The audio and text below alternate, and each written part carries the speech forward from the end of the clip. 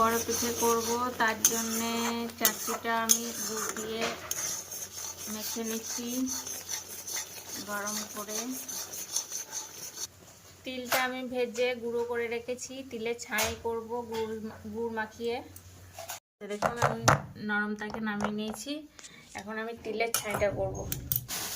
গুড় দেবো, বেশি মিষ্টি করবো না, আমি তিলটাও দিয়ে দেবো, গুঁড়ো করে রেখেছি। এটা আবার মাখবো ভালো করে গুড় দিয়ে।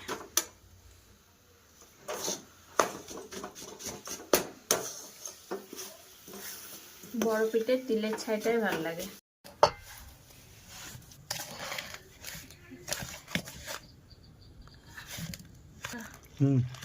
আমি এখানে চালের গুঁড়ো দিয়েছি আর গরম জল দিয়ে, উষ্ণ গরম জল দিয়ে মেখে নেবো চালের গুঁড়োটা।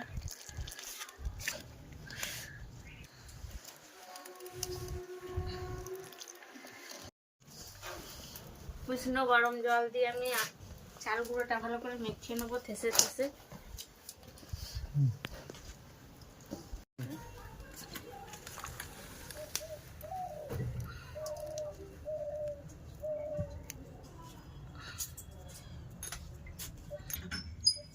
এটা আমি একদমই মুড়ে নেবো ভালো করে।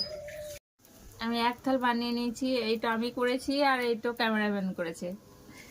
জল বসিয়েছি কড়াইয়ে, জলটা ফুটে গেছে, একটা একটা করে এখন দিয়ে দেব।